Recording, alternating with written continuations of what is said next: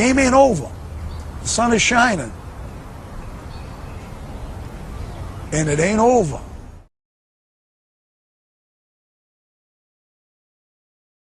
You wanted the best, you got the best from my home studio on Long Island, New York. Welcome to Ian Scotto Rocks. I am your host, Ian Scotto, and as you may have heard by now, earlier this week it was announced that Stephen Pearcy and Warren DeMartini of RATT are reuniting for the first time in a very long time, and they're going to be headlining the M3 Festival. This is a one-off as of now, as of this recording, but who knows, maybe some more show dates will be announced. So let's get into all of this. M3 is a festival that has been going on every summer in Maryland since 2008, with the exception of 2020 at the height of the pandemic, and it very much caters to 80s rock, specifically the type of rock that we lovingly refer to as hair metal on this channel.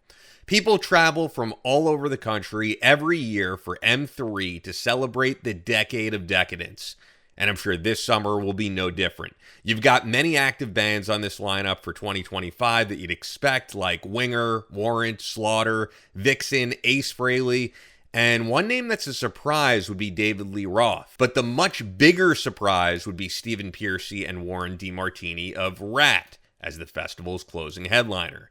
These guys haven't performed together since back in 2017, and I'm sure many RATT fans are eager to see it.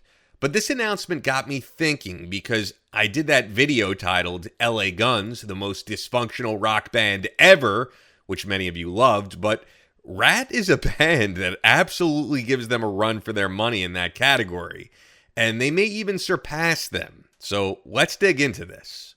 The classic lineup of RATT is, of course, Robin Crosby, Stephen Pearcy, Warren DeMartini, Juan Crucier, and Bobby Blotzer.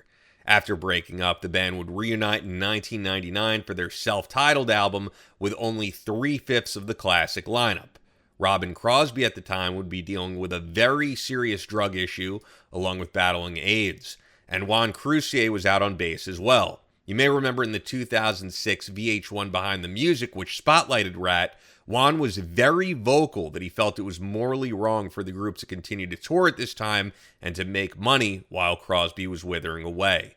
Robbie Crane would take Crucier's place on bass, and Kerry Kelly would tour as the replacement for Robin. Following Robin's death, Stephen Pearcy would soon leave RATT, be replaced by Love Hates Jizzy Pearl, and John Corabi, best known for his stint in Motley Crue, would become the band's second guitar player.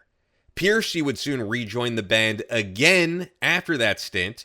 Carlos Cavasso would replace Corabi, leaving 3 of the 4 surviving members releasing the final album to date under the name RATT, Infestation. Now, this is probably already pretty confusing, but here's where the timeline really gets wacky. After the release of Infestation, Juan Crucier would rejoin the band for a full-scale reunion of the surviving guys, but it wouldn't last. The band would break up again, and based on things that I've read, which were all over Metal Sludge at the time, Warren DeMartini and Bobby Blotzer would become the owners of the band's name. Juan Crucier would tour as Juan Crucier, the other voice of RATT, and I recall Bobby Blotzer threatening to sue him for doing so. I remember I went to go see Juan Crucier, the other voice of RATT, at a venue called Blackthorn 51 at the time in Queens, New York. Yet another venue that has been a victim of the pandemic that is no longer around, along with so many other venues. And it was just silly to me to hear that Bobby Blotzer was suing Juan for putting the RATT name on the flyers, because quite honestly, I remember this show, and there were a few dozen people there. Juan Crucier was certainly not raking in the dough doing his solo performances. So it's like, what are you suing him for? For the few $100 he makes a show? Because these were not widely attended, although it's not a diss, because he's a great singer and bass player. For those who don't know, he does a lot of the great backing vocals on the classic RATT material. You know, when you listen to Nobody Rides for Free, that nobody, like all that stuff in the that's all Juan Crucier. He's got great stage presence, so he was awesome. But the fact is, there was no reason to go after him for using the name RATT or the other voice of RATT on his flyer, but there's just so much dysfunction in this band. Things now get really ridiculous here because Bobby Blotzer becomes vocal that he wants to tour with RATT, but that Warren DeMartini won't budge, who he needs to be involved in order to use the name legally. And this leads to more legal proceedings, somehow awarding Blotzer with becoming the sole legal owner of the name RATT. Bobby Blotzer then proceeds to go nuts. This was so weird to me. So I kind of remember all the backstory of this as a nerd for the genre, and I remember all of the stuff on Metal Sludge at the time covering this. So I saw a band actually in Vegas who was around for quite a number of years called Sin City Sinners. It had Brent Muscat from Faster Pussycat. Other big names came and went in that band. But the cool thing was they would perform in Vegas like a couple of times a week. So I'm in Vegas pretty regularly for work and got to see them. And for example, when I was there, the frontman for Babylon AD showed up. But various people just in the scene would show up for these gigs and do shows with Sin City Sinners, usually at Vamps in Vegas. So one night, Bobby Blotzer, I guess, was in town, and he did a bunch of RATT songs with Sin City Sinners, and he was like, this is great. Let me do something more regularly with these guys and tour with them. And I mean, they're all great musicians, and I thought that was kind of cool. He did this band called Bobby Blotzer's RATT Experience. I took no issue with that. But then, because I guess he became the legal owner, the sole owner of the name RATT, which was completely ridiculous. I mean, great drummer. I think all the members of that band are very important, but he's not the guy who wrote any of the hit songs. He's not the singer. He's not the guitarist. And yet he was touring as RATT. So with those guys, he ended up touring under the name RATT. And I remember just the ridiculousness that followed. He put up pictures giving these guys in the band who had nothing to do with the original albums, platinum albums for like Out of the Cellar and other stuff.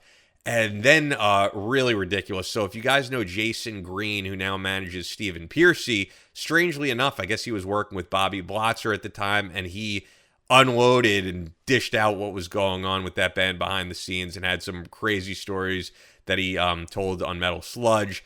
The craziest of which that I will always remember is that according to Jason Green, when Bobby Blotzer would board flights, which I think was on Spirit Airlines, he would insist that they announce on the flight that he was on board. And I have no idea if this is true. If Bobby Blotzer is watching this and it's complete bullshit, feel free to disprove it. But you know what? I want to believe it's true because it's such a hilarious story. Like I could picture Bobby Blotzer going up to the airline staff and saying, hey, could you do me a solid before the plane takes off? Could you say that we have a special guest on board and let them know that I'm here? And the staff is probably like, who are you? Oh, you should know. I'm in a very famous band. I'm Bobby Blotzer, the Blots. I'm the original drummer from RATT. And then I just picture before the plane takes off, ladies and gentlemen, we have a very special guest on this flight, Bobby Blotzer from RATT. And then just everyone on the plane going, who? I think the only person who would be excited about that would be me. I would be excited. I would definitely go up to Bobby Blotzer from RATT. Once again, no idea the validity of this story. It was told by Jason Green at one time, but it was just the most ridiculous era for the band to have a band touring under the name RATT with just this one guy who is probably the least recognizable guy in the band. And I remember actually when I was doing Appetite for Distortion with Brando, I had Mike Ritland on, who was a friend at the time, Navy SEAL, and he was telling me, oh yeah, I went to Sturgis and I saw RATT. And I was like, dude, you didn't see RATT. You saw the drummer from RATT and a bunch of other guys. And he's like, oh yeah, maybe that's why the guys looked so young, which was crazy to me. I don't know. Even the most casual fan, I don't know how you could have mistaken that band for RATT, but I guess some people did, and that's why the name is so important, because if you have that name on the marquee, people are going to go, but they probably won't go to Bobby Blotzer's RATT Experience, truthfully. So after this, Bobby Blotzer is then sued. He loses the band name to the other guys, and the other guys, all of them without him in 2017, tour as RATT with a lineup of Stephen Pearcy, Warren DeMartini, Juan Crucier, Carlos Cavasso, and Jimmy DeGrasso. Much like the other reunions, you guessed it, this again doesn't last for long. A new band reemerges with only Stephen Pearcy and Juan Crucier calling themselves RATT. so they must have obtained the rights to the name without Warren DeMartini.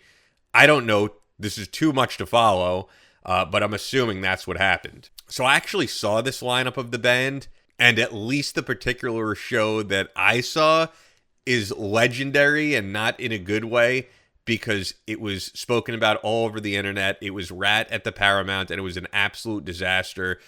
Stephen Pearcy was high. I think he says off prescription medication. The man could barely stand, let alone get through a song. Juan Crucier apologized to the audience many times.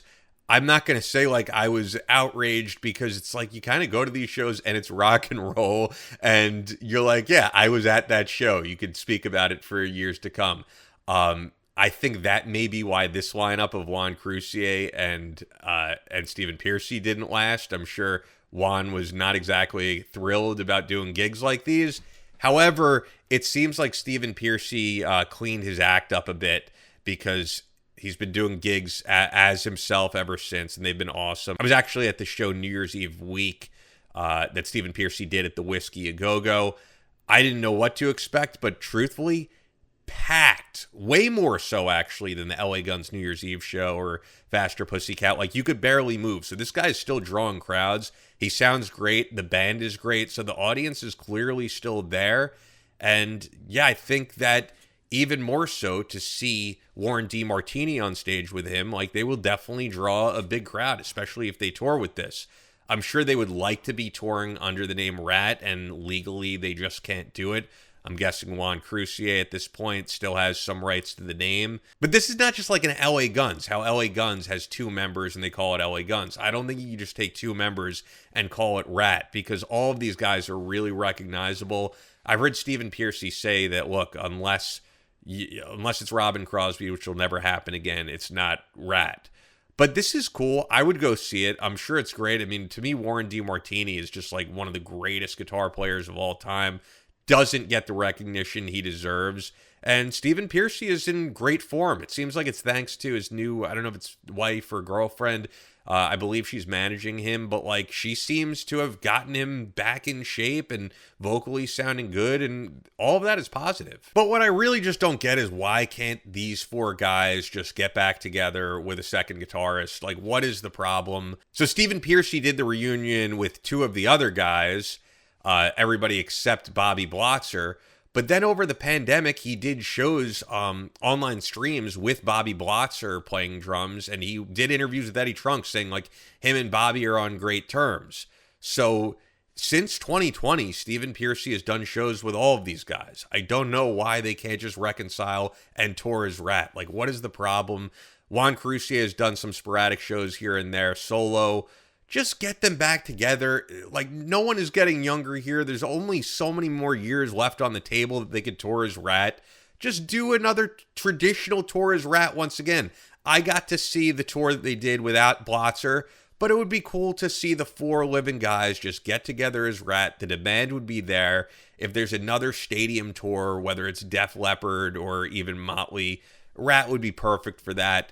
And I mean, this, as I said at the beginning of the video, this may be the most dysfunctional band. They may top LA Guns. LA Guns kind of gets away with just having Tracy Guns and Phil Lewis, because the other guys aren't that recognizable. I think most RATT fans know the 4 living guys, and truthfully, that's what they want to see. But if we don't get that, a tour of Stephen Pearcy and Warren DeMartini would actually be pretty fucking cool. So with that, please support the channel. We're a new channel. We have a great merch store up. Ian Scotto Rocks mugs, Ian Scotto Rocks t-shirts. Really appreciate the support. Hit the subscribe button here on YouTube. You could even send us a thanks if you want to donate to the show.